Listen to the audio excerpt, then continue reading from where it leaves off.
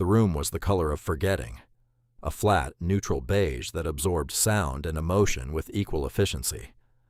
Clara sat on a chair that was too hard, its faux leather cool against the back of her legs. She stared at a point on the wall just over the lawyer's shoulder, a small, almost imperceptible scuff mark. It was the only thing in the room that seemed real. Everything else was paper, stacks of it, bound and clipped, representing 46 years of life, 24 of them with Mark, now being neatly dissected and distributed. His house, his cars, his portfolio, her absence. Mark sat opposite her, next to his own lawyer, a man with a smile as thin and sharp as a paper cut. Mark looked bored. He tapped a polished fingernail on the glossy surface of the conference table, a rhythmic tick-tock that measured the final seconds of their shared existence. He had already moved on. His suit was new, a crisp navy wool she had never seen before. It probably cost more than her entire wardrobe. "And that concludes the division of primary assets," her lawyer, a tired man named Peterson, said. He sighed, a soft exhalation of billable hours and quiet pity. "Clara, do you understand and agree to these terms?" She did not look at him. She kept her eyes on the scuff mark. Understanding was a luxury. Agreement was a formality. The machine was in motion, and she was just a gear being ground down. She nodded once, a small, tight movement. "Excellent," Mark's lawyer chirped, gathering his papers into a pristine leather briefcase. Mark stood, adjusting his cuffs. He looked at her then, for the first time since they had entered the room. His eyes, the same ones that had once looked at her with something she'd mistaken for love, were now flat and dismissive. He was looking at a solved problem. "Well, Clara," he said, his voice smooth and untroubled. "All settled." She said nothing. There was nothing left to say. She had said it all in screamed whispers into her pillow, in silent tears that tracked down her face in the shower, in long, circular arguments with herself in the dead of night. The words were all used up. He paused, a flicker of something, not guilt, but perhaps a final, performative magnanimity, crossing his face. He reached into his own briefcase and pulled out a thin, manila folder. It was old, dog-eared, a stark contrast to the crisp newness of everything else he owned. He slid it across the table. It stopped a few inches from her folded hands. "I almost forgot," he said, a small, cruel smile playing on his lips. "There was this, part of that odd lot of properties I bought up county years ago. The title is technically, jointly, ours. Was ours." He corrected himself with theatrical precision. "It's a defunct pharmacy in some forgotten town. Havenwood. Appraised at basically zero. Less than zero, really, given the back taxes. I'm signing my half over to you. A final gift." The word gift hung in the sterile air, rancid and false. Peterson picked up the folder, his brow furrowed. "Mark, this is irregular. We've finalized the asset settlement." "Consider it a charitable donation," Mark said, his eyes still on Clara. "I'm washing my hands of it. It's worthless, but it's hers now, all hers." He wanted her to have a ruin. It was a metaphor, a final piece of commentary on what he thought she was, what he thought she was worth. A dilapidated building in a town called Havenwood. The irony was a hammer blow. There was no haven here. Clara finally moved her gaze from the wall. She looked at the folder, then at his polished shoes. She did not give him the satisfaction of looking at his face. "Fine," she whispered. The word was a dry leaf scraping across pavement. Mark gave a satisfied nod. The performance was complete. He and his lawyer turned and left the room. The door clicked shut with an expensive, definitive sound. Silence descended. The beige walls seemed to press in. Peterson cleared his throat. "Clara, you don't have to accept this. It's likely more of a liability than anything." She reached out and pulled the folder toward her. Her hand trembled slightly. She opened it. Inside was a single, folded deed, brittle with age, and a blurry photograph of a 2-story brick building. The windows were boarded up, paint peeled from the trim like sunburnt skin. A faded sign above the door read, Pendleton's Pharmacy. Beneath the picture was a property assessment form. Value, $1. $1, that was it. The sum total. After a lifetime of building a home, a partnership, a world, it all came down to a single, mocking dollar. She had been erased. She took the key that was paperclipped to the deed. It was old, brass, and heavy. It felt cold and solid in her palm. "I'll take it," she said, her voice a little stronger now. Peterson looked at her, his expression a mixture of concern and resignation. "What will you do with it?" Clara closed the folder. She stood up. The hard chair had left indentations on her legs. She looked around the beige room one last time. "I'll go see it," she said. It was the only thing she had left, a ruin of her own. The drive north was a slow shedding of a skin she had worn for 24 years. With each mile, the sprawling, immaculate suburbs of her married life receded, replaced by strip malls, then fields, then long, empty stretches of highway flanked by whispering pines. Her car, a 10-year-old sedan that was mercifully in her name, was packed with the entirety of her new life. 3 boxes of clothes, a box of books, a smaller box of personal items she had managed to grab before the locks were changed. Everything else, the furniture she had picked out, the art she had hung, the garden she had tended, belonged to Mark's new world now. She drove with the windows down, the air growing cooler and smelling of damp earth and pine needles. It was a clean smell, an honest smell. It scoured the lingering scent of Mark's expensive cologne and the sterile beige of the lawyer's office from her senses. She had a little over $2,000 in her bank account, the dregs of a joint savings account her lawyer had fought for. It wasn't enough to start over. It was barely enough to disappear. Havenwood wasn't on the main highway. The exit was an afterthought, a small green sign half hidden by an overgrown poplar tree. The ramp led to a 2-lane road pocked with potholes. The trees grew closer here, their branches forming a canopy that dappled the road in shadow and light. The town appeared suddenly, without preamble. A handful of buildings clustered around a single crossroads, a post office, a diner with a flickering neon sign, a hardware store with a faded Coca-Cola logo painted on its brick side. It was a town that time had not so much forgotten as politely ignored. She found the address easily. It was right on the main street, if you could call it that.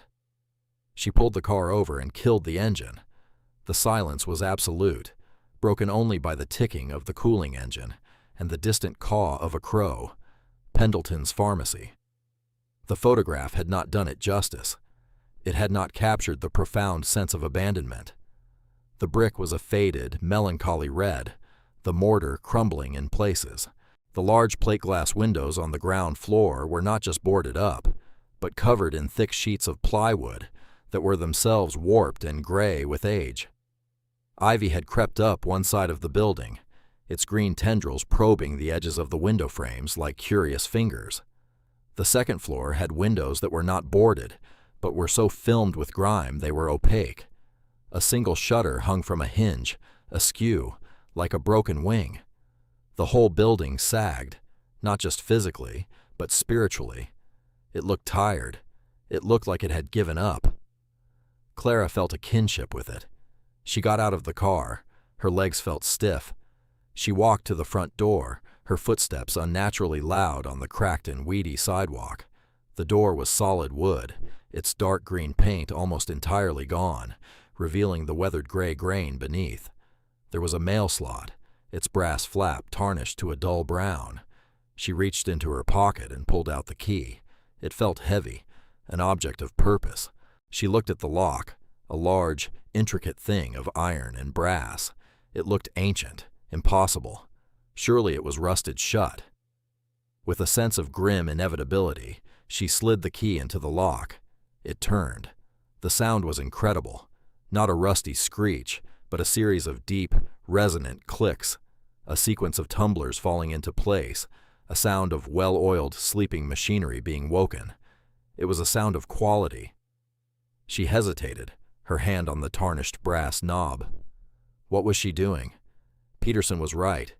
This was a liability, a money pit, a tomb. She should get back in her car, drive until the $2,000 ran out, and then what? There was no and then. There was only this door, this key, this ruin. She turned the knob and pushed.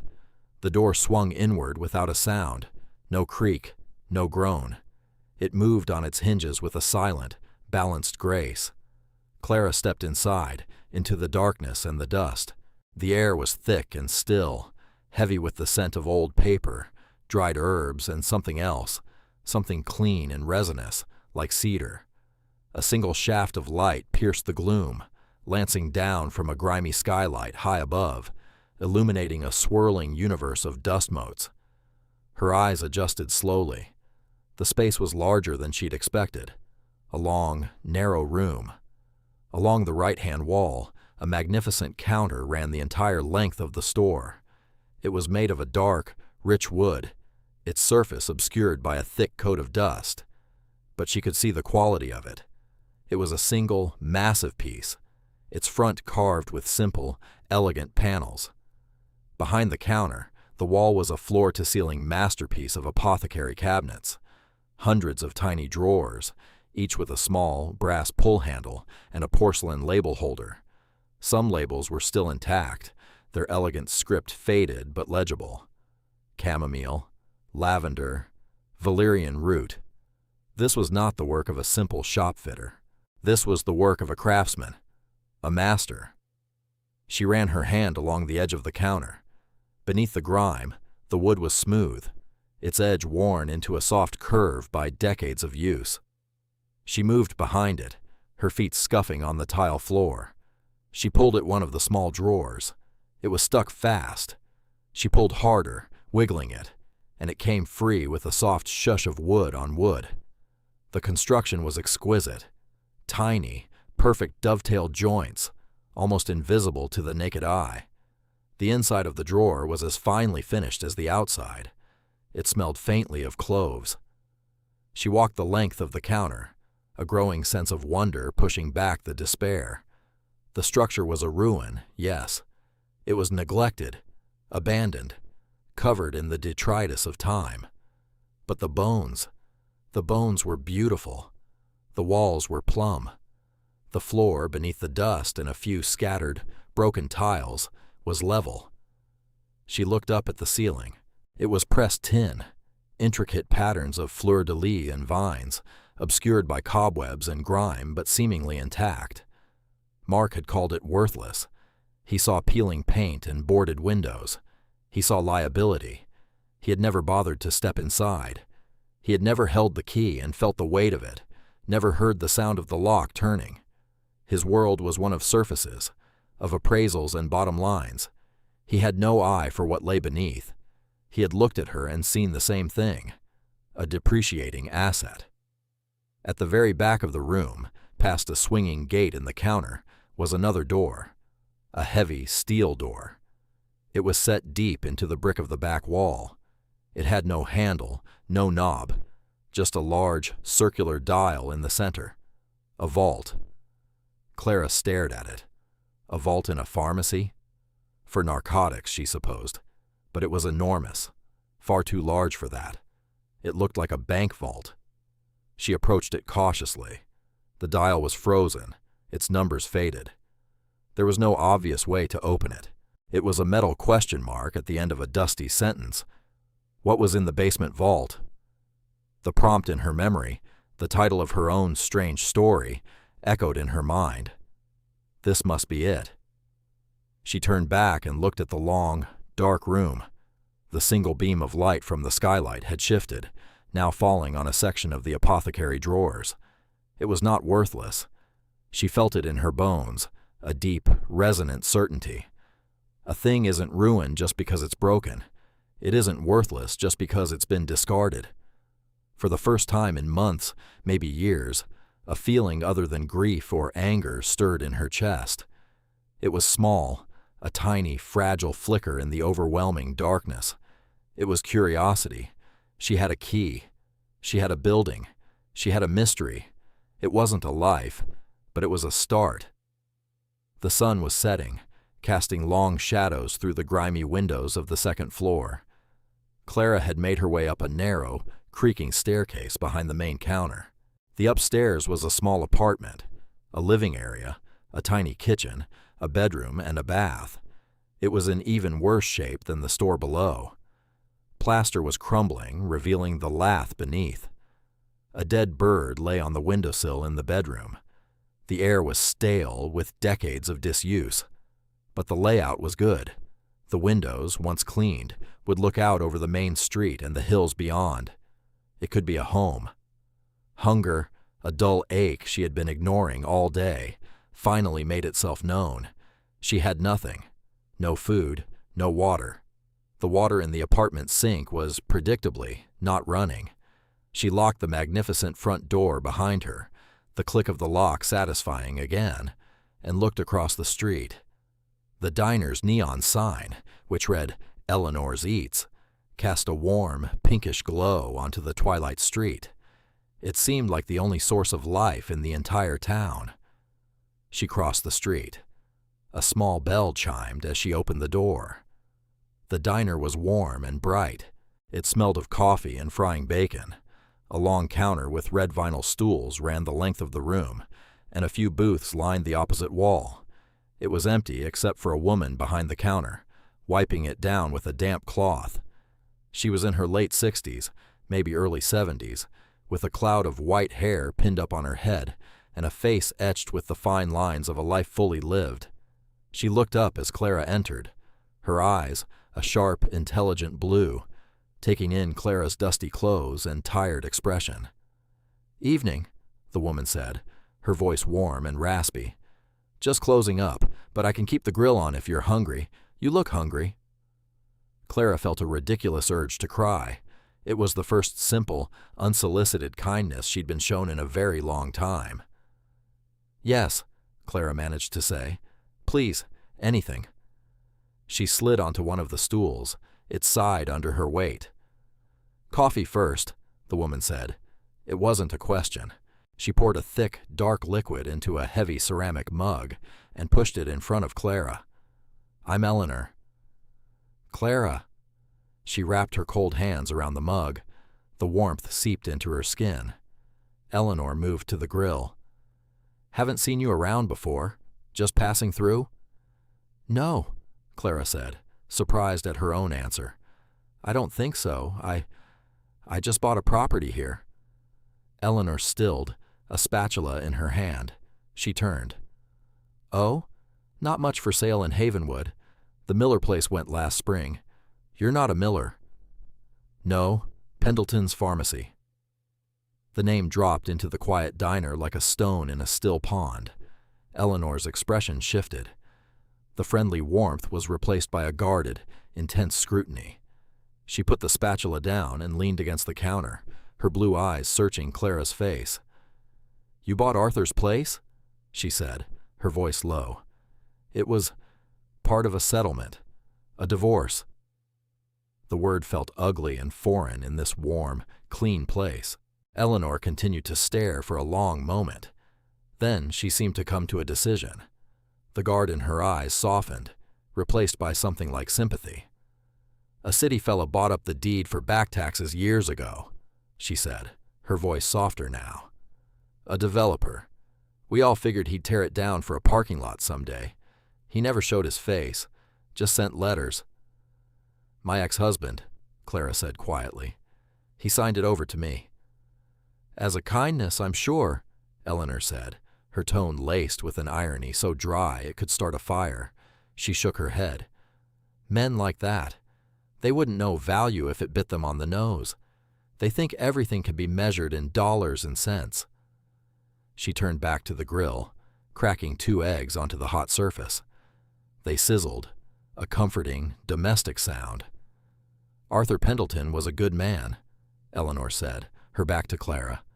Quiet, kept to himself, but a good man. This town wronged him. Clara took a sip of the coffee. It was strong and hot and real. What happened? He was the pharmacist for 50 years. Took over from his father. He didn't just dispense pills, you know. He made things. Salves, tinctures, remedies from the things that grow around here. My mother swore by his balm for arthritis. He never charged much. Sometimes, nothing at all. She expertly flipped the eggs and laid strips of bacon beside them. But times changed. Big chain pharmacy opened up 20 miles down the highway. People started driving there. Cheaper, they said, more modern. Then the state board came sniffing around, said his old-fashioned remedies weren't regulated. They made trouble for him. People in town, people he'd helped for decades, they didn't stand up for him. They were embarrassed by his old ways.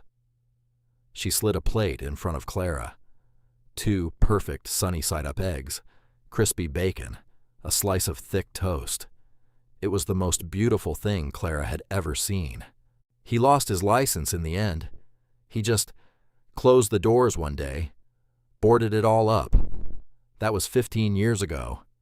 He lived on upstairs for a while, got older, quieter, died about 5 years back. No family to speak of. The town took his property for the taxes.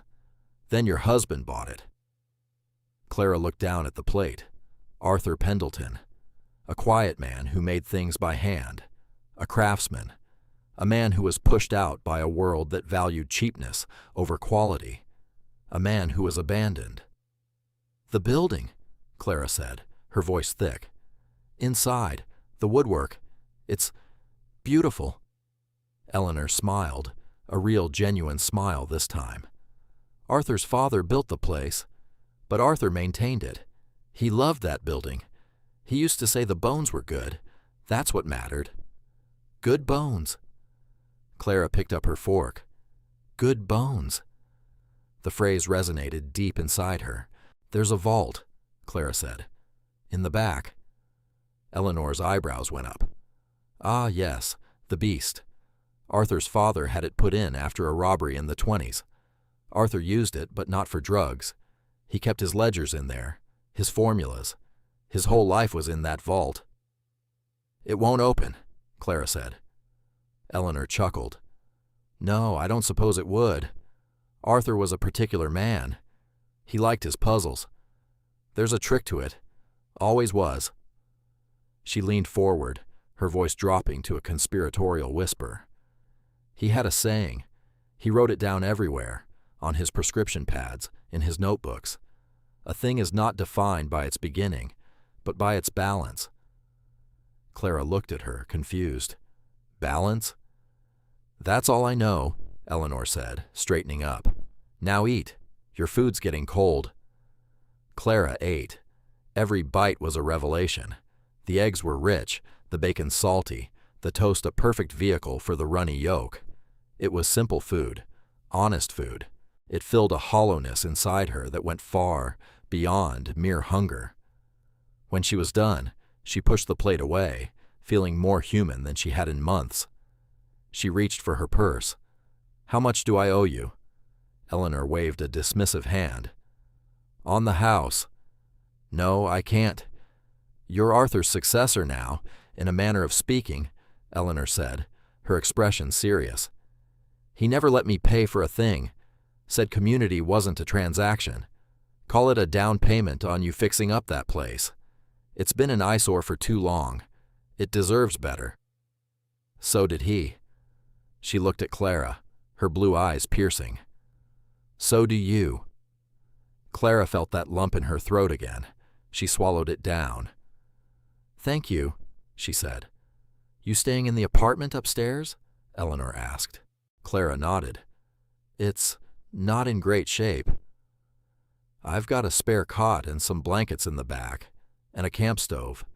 No one should sleep in a place like that without a way to make coffee in the morning. An hour later, Clara was back in the pharmacy. Eleanor had not only given her the supplies, but had walked over with her, carrying a box filled with clean towels, a bar of soap, a flashlight, and a thermos of hot water.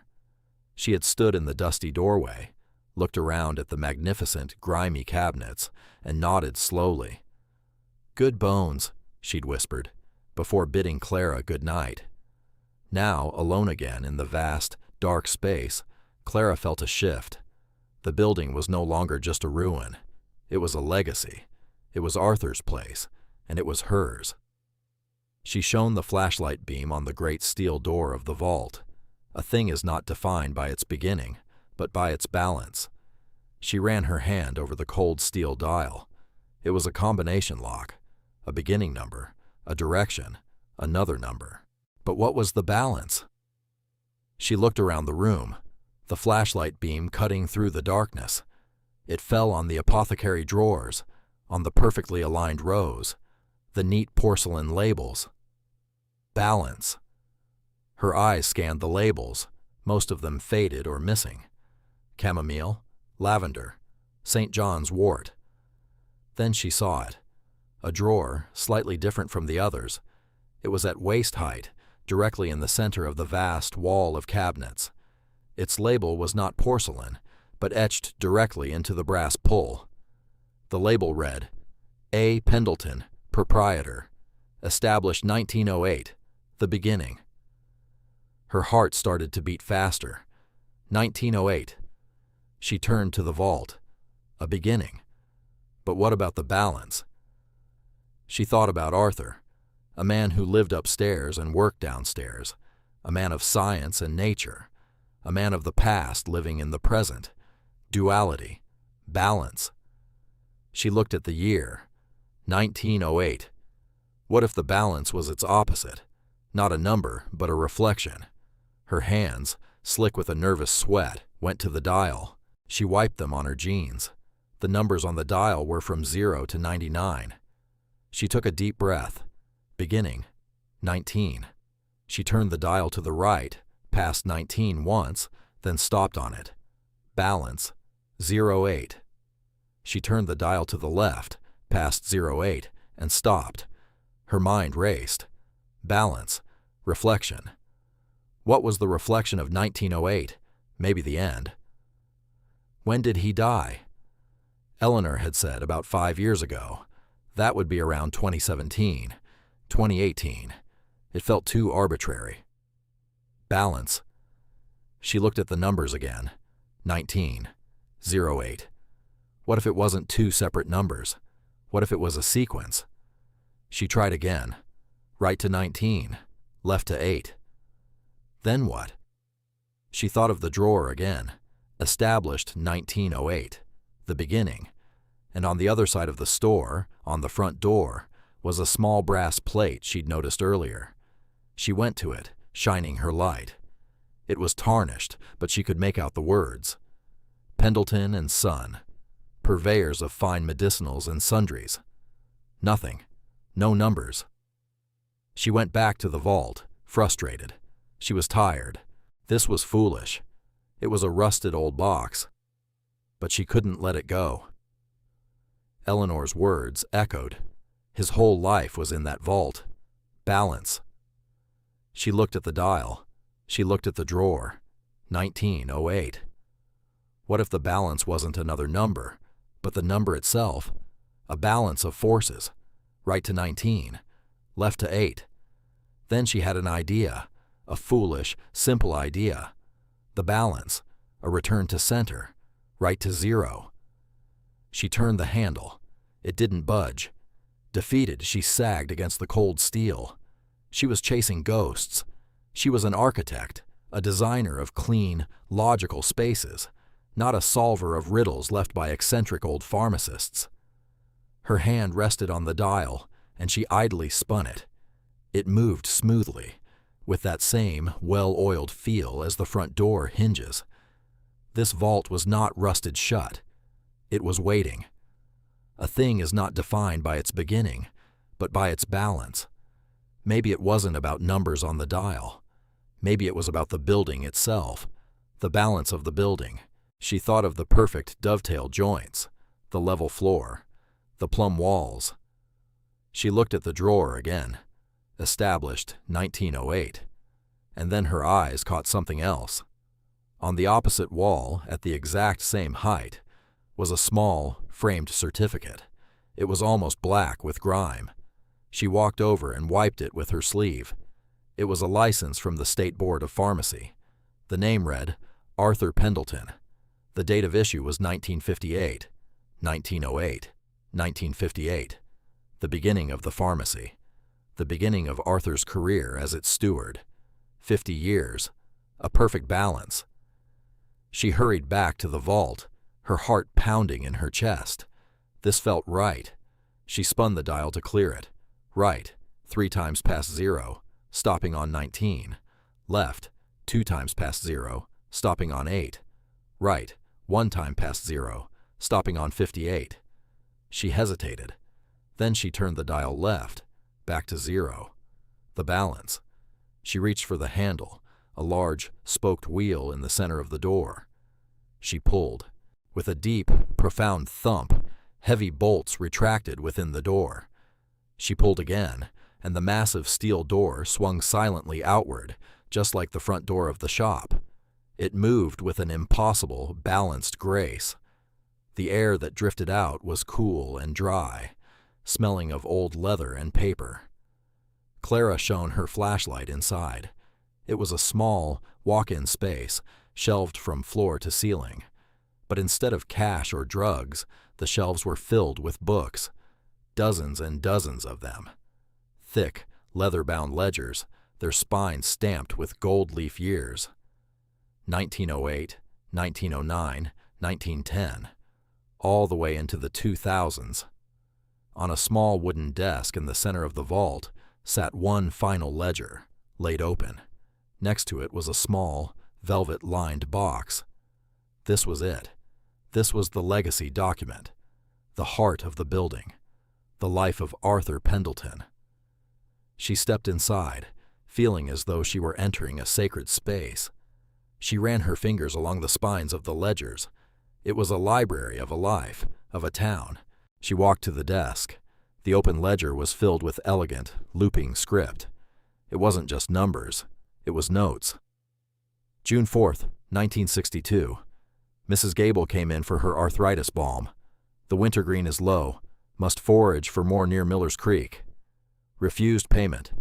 Her son helped me fix the roof last fall. A community is not a balance sheet. It is a balancing act. May 12th, 1975. Delivered feverfew tincture to the Peterson farm.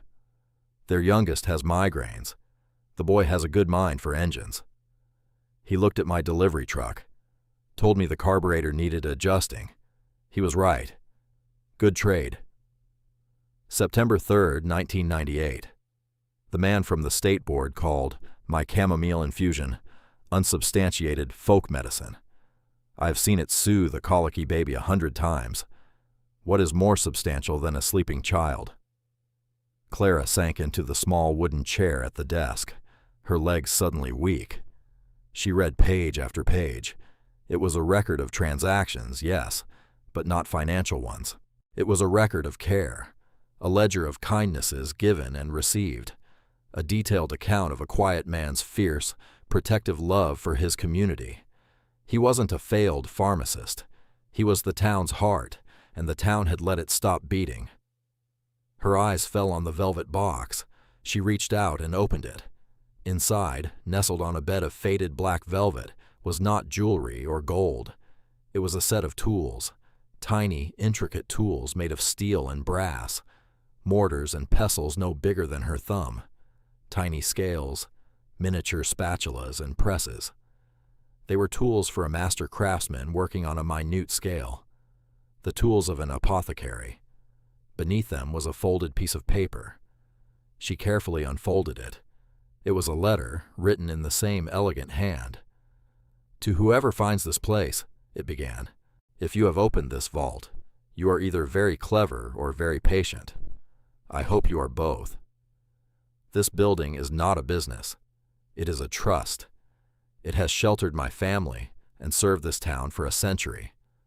The world has changed. It values speed over care, profit over people. They say this place is obsolete. They are wrong. A thing isn't ruined just because it's broken. It is only ruined when it is forgotten. The bones of this place are good. The knowledge is on these shelves. The purpose is in these tools. It is a place of healing.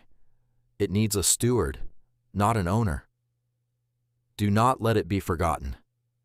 Arthur Pendleton. Clara folded the letter, her hands shaking. She looked around the vault, at the library of a life's work. She looked at the tiny, perfect tools. She thought of the magnificent counter, the silent door, the good bones. Mark had given her a ruin as an insult, a $1 gesture of his contempt. But Arthur Pendleton had left her a purpose, an inheritance of value that could not be measured in dollars. She looked down at her hands. They were soft, the hands of an architect who drew plans on a computer. They hadn't built anything real in years. She stood up. She walked out of the vault and back into the dusty, cavernous space of the pharmacy. The moonlight now streamed through the grimy skylight, a soft, silver benediction. The work was overwhelming.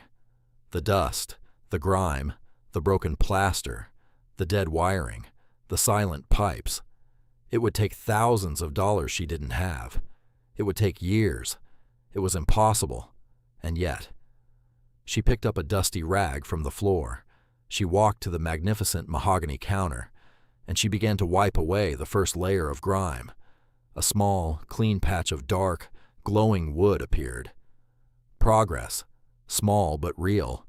The work had begun. If you've made it this far into Clara's story, hit subscribe, because what happens next is the part I've been waiting to tell you. The first week was about cleaning. It was a monumental, thankless task. Clara, armed with buckets of hot water from Eleanor's diner and a growing collection of rags, waged a slow, methodical war against decades of dust and neglect. She started with the apartment upstairs. She swept up the dead bird, the fallen plaster, the layers of dirt. She scrubbed the floors on her hands and knees until the original pine boards, scarred and stained but solid, began to reappear. She washed the windows, inside and out, scraping away layers of grime with a razor blade. Light flooded the rooms for the first time in 15 years. It changed everything. The space, which had felt like a tomb, now felt like a perch, a high, quiet place to watch the slow life of the town unfold. Every evening she would go to Eleanor's for her one meal of the day. Eleanor would have a plate waiting for her, and she would ask one simple question. "What did you get done today?" "I cleaned the kitchen windows," Clara would say, and Eleanor would nod, a look of profound satisfaction on her face. "Good. Light's important." Clara's money was dwindling at an alarming rate. Soap, buckets, rags, food. The $2,000 was melting away. Panic, a cold and familiar companion, began to whisper at the edges of her mind. What was she doing? This was a fantasy, a folly. She was a 46-year-old woman with no job, no prospects, and a building that was eating her last few dollars. One morning, she woke up on her cot to the sound of dripping. A slow, steady plink. Plink, plink. A storm had rolled in during the night, and the roof, long neglected, had finally given up in one small spot. A dark stain was spreading on the newly cleaned floorboards of the bedroom. Despair washed over her, cold and absolute. The roof. That was not a problem that could be solved with a bucket and a rag. That was a professional's job, a contractor's job, a money job. She sat on the floor, watching the drip, and for the first time since arriving in Havenwood, she cried. Not the silent, grieving tears for her old life, but hot, angry tears of frustration. It was too much. The building was too broken. She was too broken. She must have sat there for an hour before the rational part of her brain, the architect's brain, took over. A leak needed to be contained. She got a bucket and put it under the drip. Then she went downstairs to the vault. She pulled out the ledger for 1962, the year Arthur had mentioned the roof. She found the entry. October 11th, 1962. Young Jimmy Gable helped me patch the roof over the north bedroom. Good lad. Strong back and not afraid of heights. Paid him in cough syrup for his mother. It was a clue, a breadcrumb. But Jimmy Gable would be an old man now, if he was even still in town. That evening at the diner, she was quiet. Eleanor noticed immediately. "What is it?" "The roof is leaking," Clara said, the words tasting like defeat. Eleanor just nodded. "Happens. Old roofs do that." "I don't know how to fix a roof, Eleanor, and I can't afford to pay someone who does." Eleanor topped off her coffee. "You need to go see Gus at the hardware store. He's a grump, but he's a good man, and he knows every roof in this town." The next morning, Clara walked into Havenwood Hardware. The place smelled of sawdust, metal, and oil, the smell of solutions. It was crowded, chaotic, and wonderful. Tools hung from pegboards, bins were filled with nails and screws of every size, and towering shelves held cans of paint, coils of wire, and plumbing fixtures. Behind the counter stood a man who looked like he had been carved from a block of granite. He was broad-shouldered, with a thick neck and a face that seemed permanently set in a scowl. He was arguing with a farmer about the merits of two different types of fencing wire. Clara waited patiently. When the farmer left, the man turned his stony gaze on her. "Yeah?" he grunted. "My name is Clara," she began. "Eleanor from the diner sent me. I have a leak in my roof." "Everyone's got a leak in their roof," he said, unimpressed. "What building?" "The old pharmacy." The man's expression didn't change, but something in his eyes flickered. He leaned forward slightly. "You're the one who bought Arthur's place?" Clara nodded. He was silent for a long moment, studying her. "Gus," he said finally, extending a calloused hand over the counter. His grip was like a vice. "Gus Albright. Clara Bishop. So, the roof," he said, withdrawing his hand. "Where's it leaking?" "The apartment, over the north bedroom." Gus grunted again, a sound of recognition. "Yeah, that spot. Arthur and I patched that 20 years ago. Then he patched it himself 10 years before that. It's the flashing around the chimney. Always the flashing." Clara felt a surge of hope. Can you fix it?" "I could," he said, turning to wipe down a non-existent spot on the counter. "But I'm busy, and I'm not cheap." The hope died. Of course. "I can't pay you right now," she said, her voice small. "But I will, when I get on my feet." Gus stopped wiping and looked at her. "You plan on staying then? Fixing the place up?" "I'm trying to," she said. "I found his ledgers, his letter. I feel like I'm supposed to." Gus stared at her, his expression unreadable. He seemed to be weighing her, judging her sincerity. "Arthur Pendleton was my friend," he said, his voice dropping. "When my wife was sick, the real bad sickness at the end, the drugs from the doctor made her so nauseous she couldn't keep anything down. Arthur made her a ginger tea, a special blend. It was the only thing that helped. He never sent me a bill." He looked past Clara, out the front window of the store, his eyes focused on a distant memory. "He co-signed the loan for me to buy this store. Didn't even tell me he was going to. The bank just called and said the paperwork was approved. Said a local benefactor had guaranteed it. I didn't find out it was him for 2 years." He looked back at Clara, his eyes sharp again. "I owe that man a debt I can never repay, but I can patch a roof." He grabbed a notepad. "I'll be by after I close up, around 6. You got a ladder?" I don't know." "Of course you don't," he grumbled, but there was no heat in it. "I'll bring one." That evening, true to his word, Gus arrived in a battered pickup truck with a ladder rattling in the back. He moved with a surprising agility for such a large man, setting up the ladder and climbing to the roof. Clara stood below, feeling useless. He was up there for half an hour. She could hear him hammering, scraping. Finally, he came down, his face smudged with tar.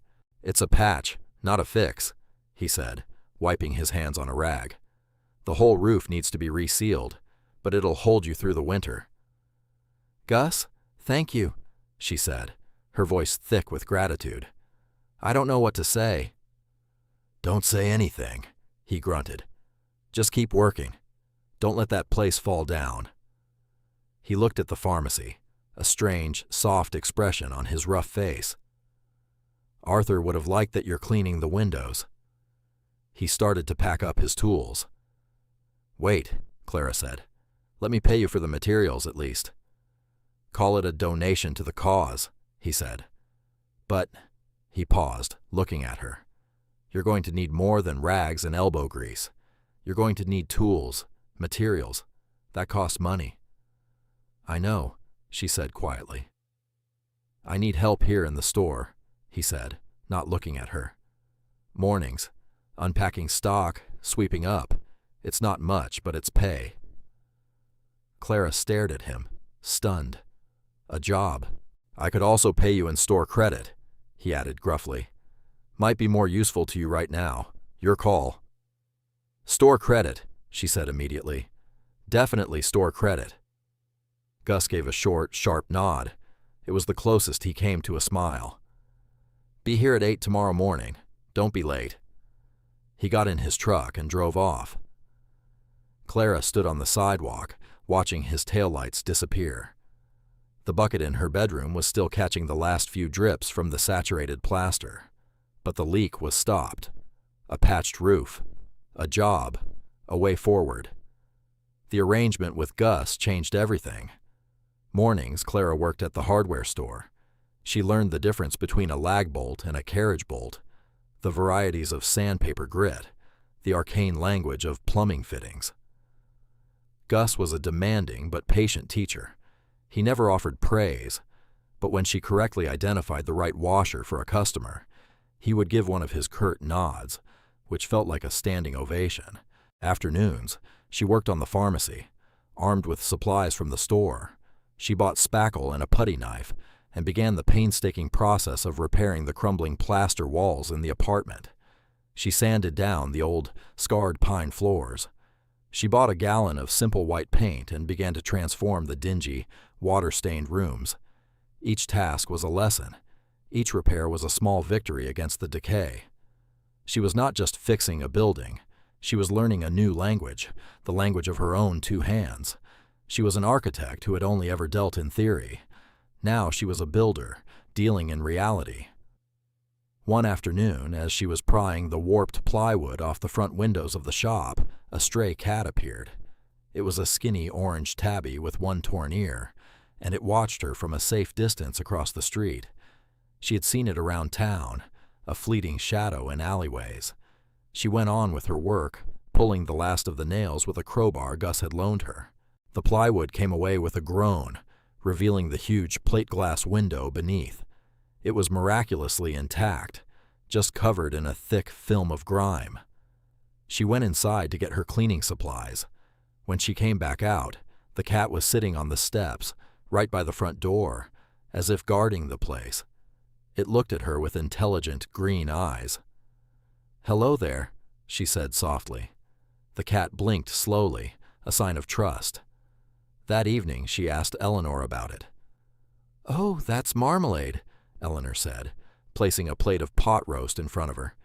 "He was Arthur's cat. Used to sit in the window all day. When Arthur died, he just disappeared, went wild. No one's been able to get near him in years." Clara thought of the cat, sitting on her doorstep, waiting. The next day, she put out a small saucer of milk. Marmalade watched from across the street for an hour before cautiously approaching. He lapped up the milk, his eyes never leaving her, then retreated back to his post.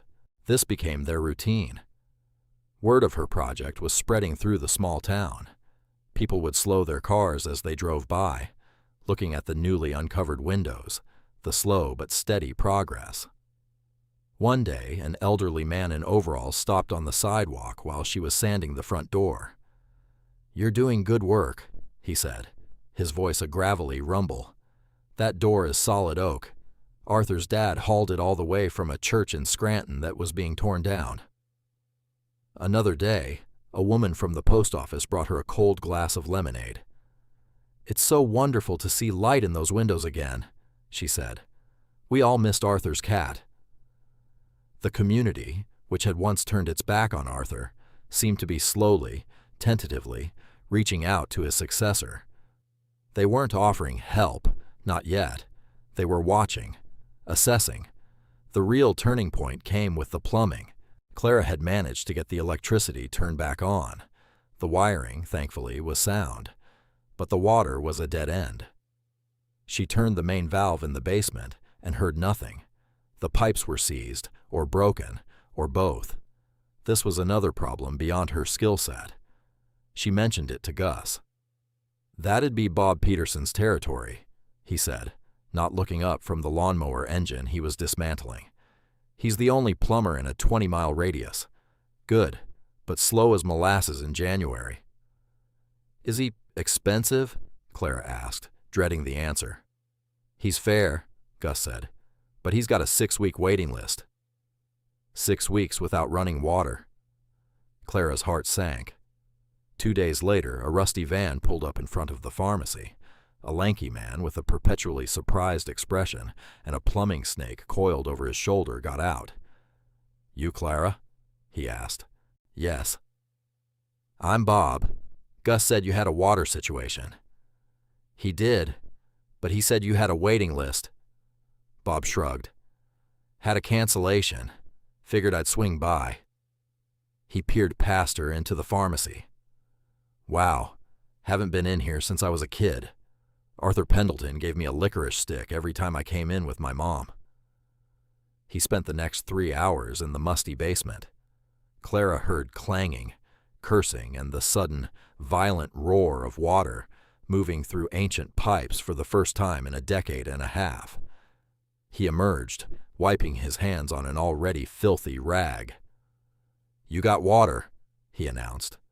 "Had to replace a whole section of galvanized pipe. It was rusted solid. Put in copper.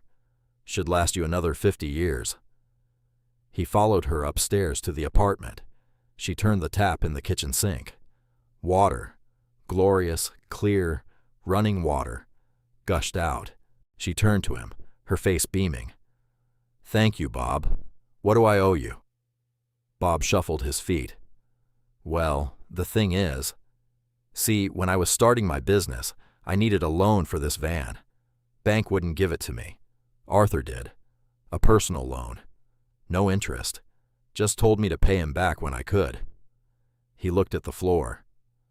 I never finished paying him back. He passed away before I could." He looked up, his eyes meeting hers. "So let's call this a first installment. No charge." Before Clara could protest, he was gone. That was the day the dam broke. The next day, the elderly man in overalls showed up with his son. His name was Bill, and his son was Tom. "I'm Jimmy Gable's nephew," Bill said. "Heard you were working on Arthur's place. Me and the boy here, we know a thing or two about plastering. Figured you could use a hand." They spent the entire day with her, their expert hands making short work of the walls that would have taken her weeks. A few days after that, 2 women from the church quilting circle arrived with curtains for the apartment windows and a hot casserole. The community was no longer just watching. They were participating. Each person who came had a story about Arthur, a kindness he had shown, a piece of advice he had given, a remedy that had worked. With each story, the ghost of the lonely old man was replaced by the vibrant memory of the town's quiet, steady heart. Clara was no longer just restoring a building. She was restoring a memory. She was repaying debts on behalf of a man she'd never met. She worked tirelessly, fueled by coffee from Eleanor, supplies from Gus, and the growing sense of purpose that filled her days. The apartment was now a home. Clean, bright, with painted walls, polished floors, and running water. Marmalade the cat had moved in, curling up on the end of her cot each night, his purr a rumbling engine of contentment. Downstairs, the shop was transforming. The floors were stripped and sealed. The magnificent counter was sanded and oiled until the mahogany glowed with a deep, rich fire. The hundreds of apothecary drawers were cleaned, their brass pulls polished. One cool autumn afternoon, as she was putting the final coat of oil on the counter, she saw a car pull up outside. A sleek, black, expensive car that was utterly alien to the streets of Havenwood. Her stomach went cold. Mark stepped out of the car. He wore a tailored cashmere coat and an expression of smug disbelief. He stared at the pharmacy, at the clean windows, the newly painted trim, the open door. He walked inside, his expensive shoes clicking on the clean tile floor. He looked around, his eyes wide, taking in the gleaming counter, the polished brass, the organized chaos of her ongoing work. His developer's mind was whirring, calculating. "Clara," he said, his voice a low, astonished whistle. "What in God's name have you done?" Clara didn't move. She stood behind the counter, a soft cloth in her hand, her clothes dusted with sawdust. This was her space, her territory. "I'm fixing it," she said, her voice even. "Fixing it? This is incredible. The woodwork alone. This is original craftsmanship. This is worth a fortune." He ran a hand along the counter, the same counter she had spent weeks restoring. "It's worth more than that," she said. He laughed, a short, sharp sound. "Don't get sentimental. I had my office run the numbers. A restored historic property in a quaint, undiscovered town. We could market this. Boutique hotel, high-end antique store. The zoning is commercial. We could get a variance." He used the word "we." The casual arrogance of it took her breath away. "There is no we, Mark," she said. He finally looked at her, really looked at her. He saw the sawdust in her hair, the paint on her jeans, the calm, steady set of her jaw. He did not see the broken, erased woman he had dismissed in the lawyer's office. He saw a stranger. "Don't be naive, Clara," he said, his tone shifting, becoming hard and condescending. "You own this place because I let you. It was a joke, a throwaway. But it turns out the joke's on me. This property has real value. And since our divorce agreement was based on a fraudulent appraisal of this asset at $1, I'm here to rectify that." He smiled that thin, paper-cut smile. "I'm taking it back." Clara felt a flicker of the old fear. He was powerful. He had lawyers. He could crush her. But then she looked around the room. She saw the spot where Bob Peterson had fixed the pipes. She saw the walls Bill and Tom Gable had plastered. She felt the solid weight of the counter beneath her hands, the counter Arthur Pendleton had leaned on for 50 years. This place was not just hers. It belonged to a community. It belonged to a legacy. She had good bones. "No," she said.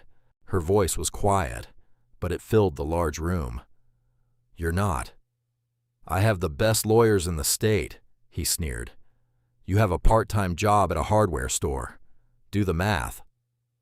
"I have the deed," she said. "Signed by you, a quit-claim deed. You surrendered all interest for the stated price of $1. It's perfectly legal." "A contract based on a mutual mistake of fact is voidable," he snapped. "Was it a mistake?" Clara asked, her voice still calm. "Or did you just not bother to look? Did you ever get out of your car? Did you ever put the key in the lock?" His face flushed with anger. "This is absurd. I will sue you into the ground. I will bury you in legal fees until you have nothing left." "You already did that once," Clara said. "It didn't work." Just then, the bell on the door chimed. Gus from the hardware store walked in, holding a small box. He stopped short when he saw Mark. He took in the expensive coat, the angry face, and then looked at Clara, standing her ground behind the counter. Gus set the box down. He was not a tall man, but he was wide, and he seemed to fill the doorway. "Everything all right in here, Clara?" he asked, his voice a low rumble.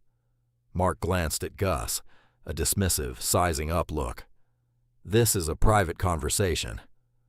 "Doesn't look like it," Gus said, not moving. The bell chimed again. Eleanor came in, carrying a basket. "Clara, I brought you some soup. I figured you'd be working late." She trailed off, her eyes landing on Mark.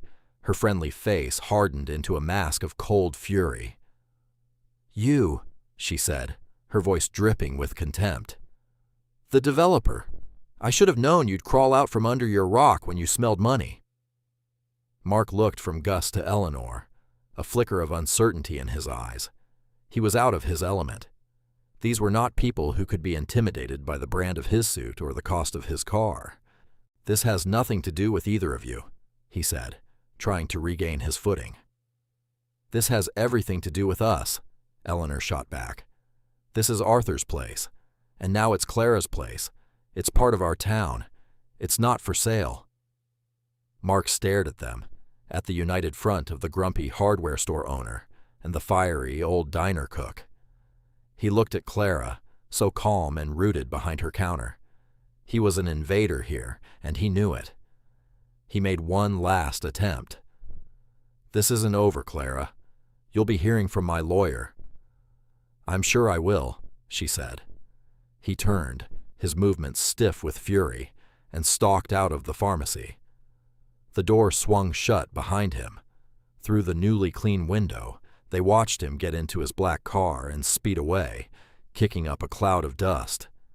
The silence in the room was thick. Gus walked up to the counter. "You okay?" Clara let out a breath she didn't realize she'd been holding. Her legs felt shaky. She nodded. "I am now." Eleanor came and stood beside her, putting a hand on her shoulder. "You stood up to him. Arthur would have been proud."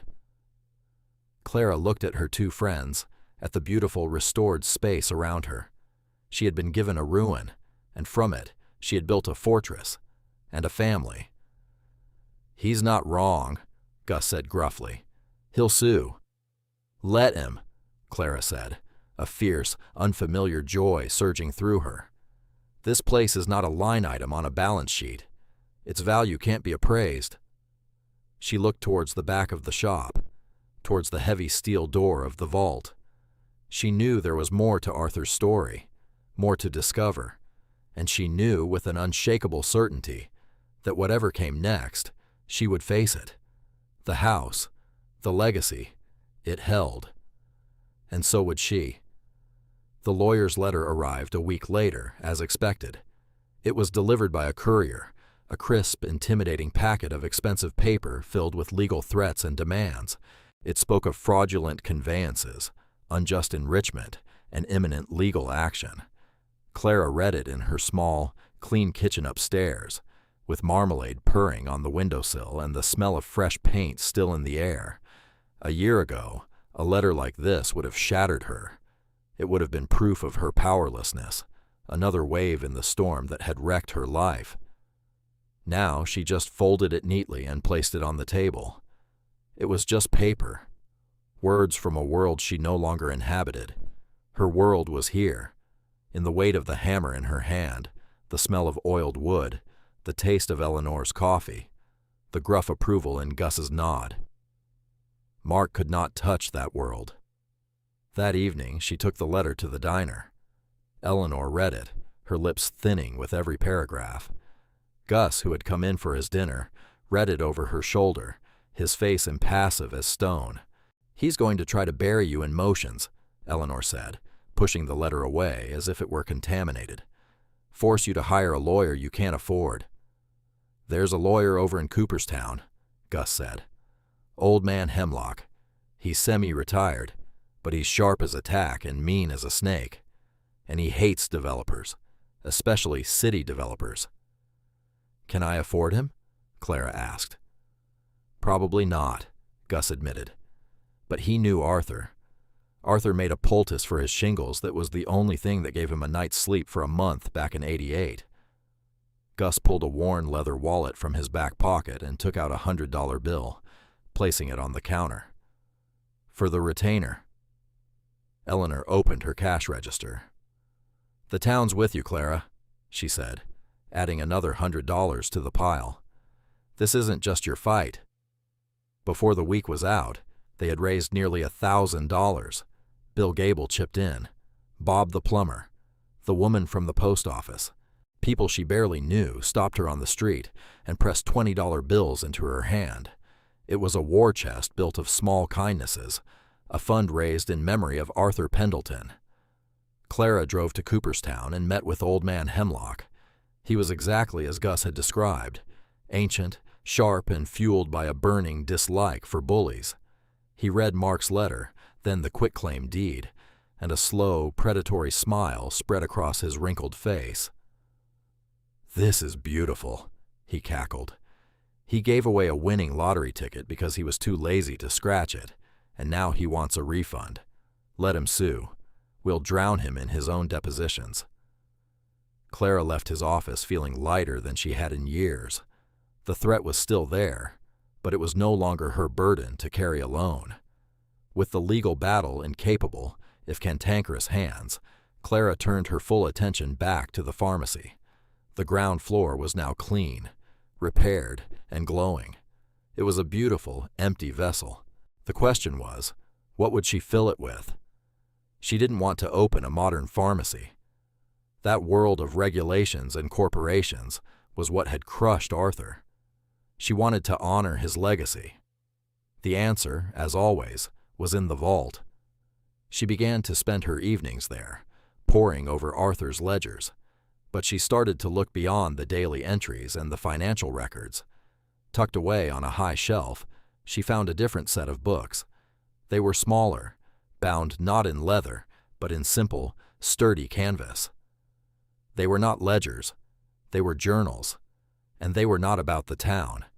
They were about the woods, the fields, the earth around Havenwood. Page after page was filled with detailed botanical drawings of local plants: wild ginger, jewelweed, elderflower, yarrow.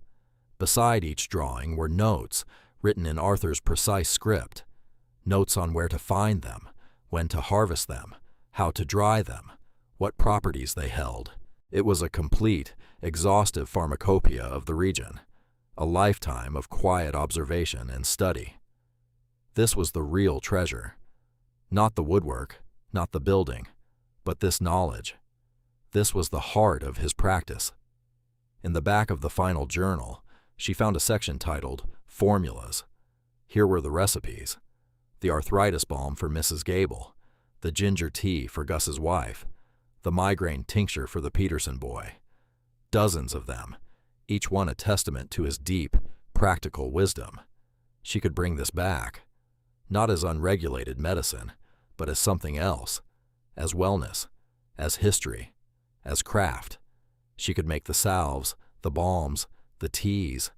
She could stock the apothecary drawers with dried herbs. She could turn the pharmacy back into what it once was, a place of gentle healing.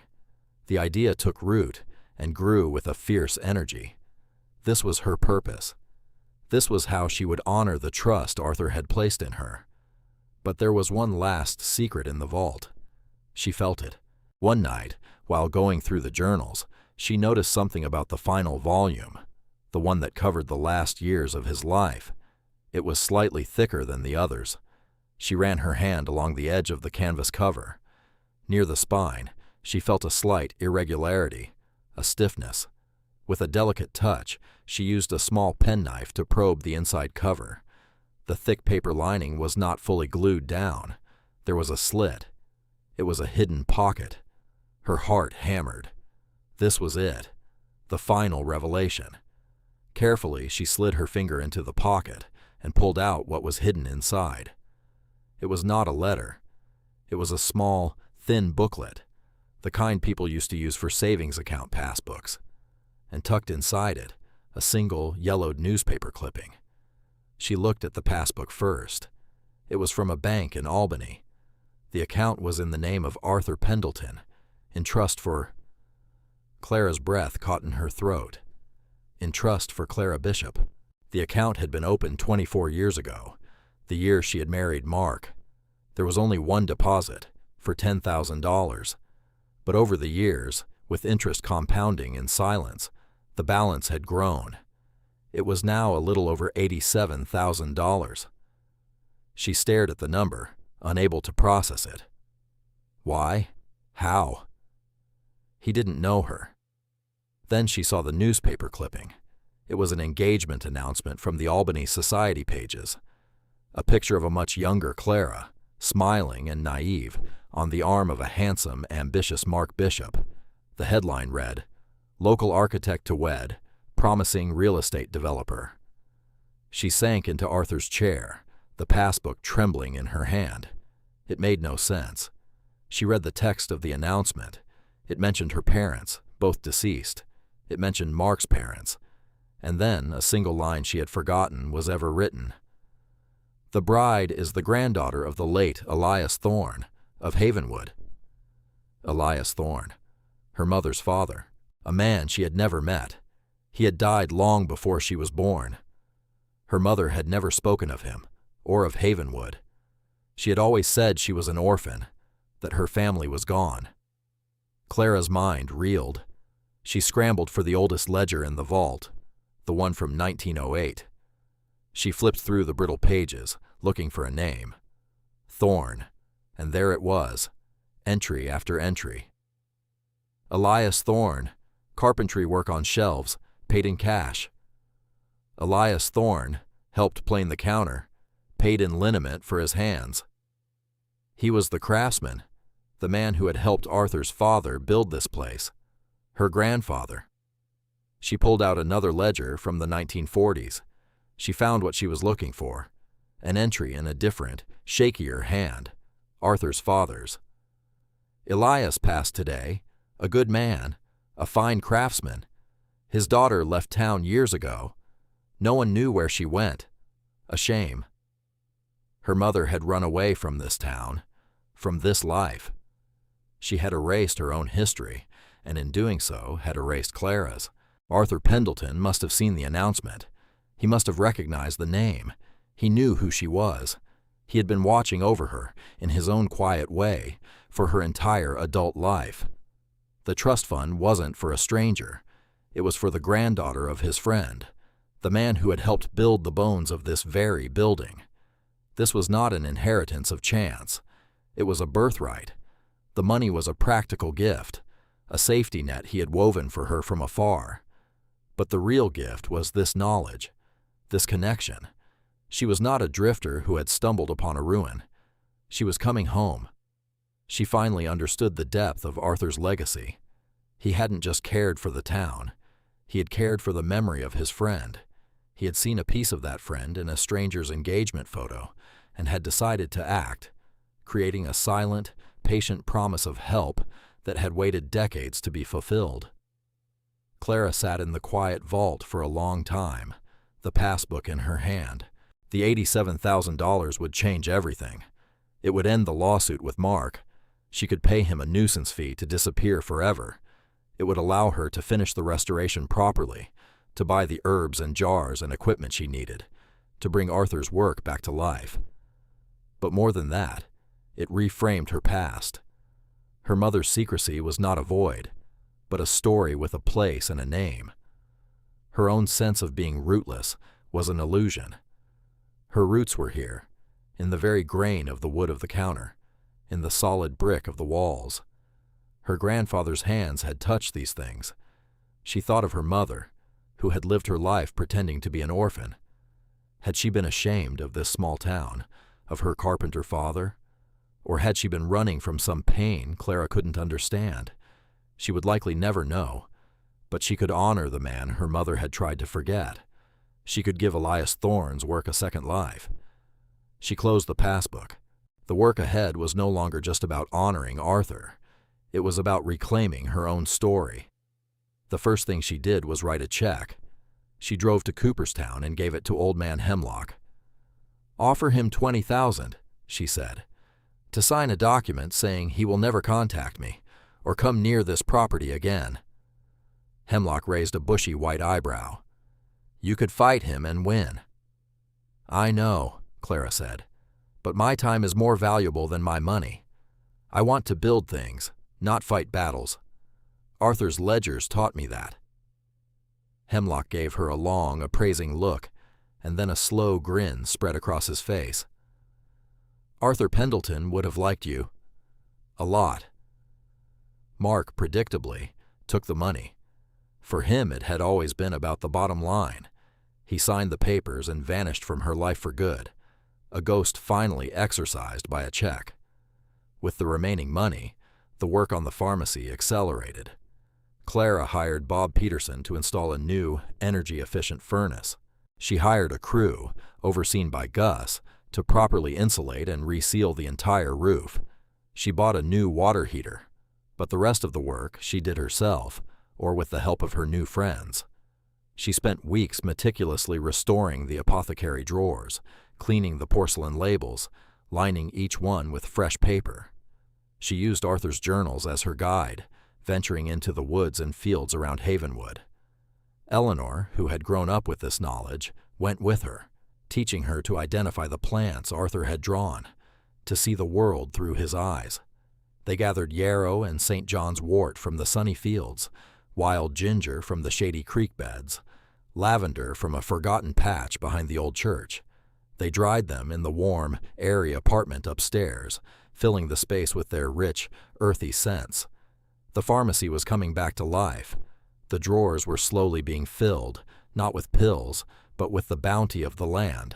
The shelves were stocked with glass jars of dried herbs, their colors a vibrant tapestry of greens, yellows, and purples. On the great mahogany counter, she placed the velvet box with Arthur's tiny, intricate tools. They were not for use. They were a shrine. She decided to call it the Havenwood Apothecary. Below the name, in smaller letters, she would add the line, Proprietor C. Bishop, continuing the work of A. Pendleton. The final piece was the front door. It was solid oak, but the years had weathered it terribly. She spent a week sanding it down by hand, removing the last flecks of green paint, revealing the beautiful, tight grain of the old wood. She stained it a warm, welcoming color and sealed it with 3 coats of marine varnish. For the handle, she polished the old brass knob until it gleamed. The day she finished the door, Gus stopped by on his way home. He stood on the sidewalk and looked at it for a long time. "That's a proper door," he said finally. It was the highest compliment he had ever given. The grand reopening was not grand at all. It was quiet.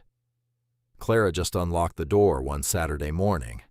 She had placed a simple, handwritten sign in the newly cleaned window. Open. Eleanor was the first one in. She walked through the door and just stood there, her eyes shining. She looked at the glowing counter, the filled drawers, the jars of herbs. She breathed in the scent of cedar, lavender, and beeswax. "Oh, Clara," she whispered. "You did it. You brought it back." Gus came next, then Bob the plumber, then Bill and Tom Gable.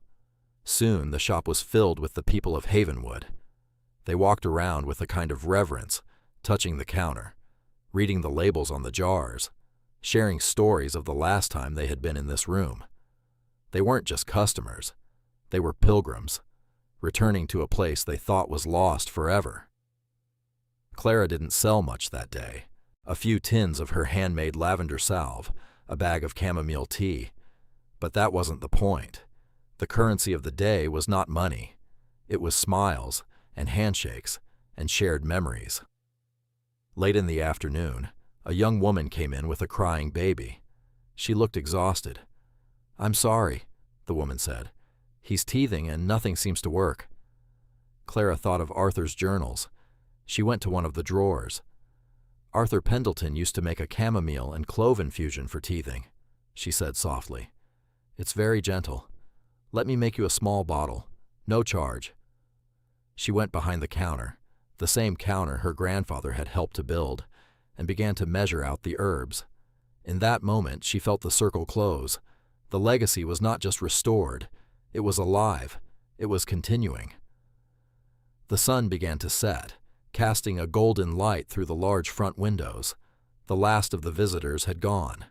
Eleanor was helping her wipe down the counter. Gus was leaning against a shelf, a rare, small smile on his face. Marmalade was asleep in a patch of sun on the floor. The room was warm and alive, filled with the scent of herbs and the lingering goodwill of the community. Clara looked around. At the beginning of this journey, in that cold, beige room, Mark had handed her a ruin. He thought he was giving her an ending, a final insult. But he had given her a beginning. He had given her a key to a place where value was not measured in dollars, but in craftsmanship, in community, in care. He had accidentally sent her home. That night, she sat in her apartment upstairs, in a comfortable chair by the clean window. She looked down at the pharmacy. She had left the lights on, and it cast a warm, welcoming glow onto the dark street. It was a beacon. A thing isn't ruined just because it's broken. It is only ruined when it is forgotten. She had remembered. She had rebuilt. The pharmacy held.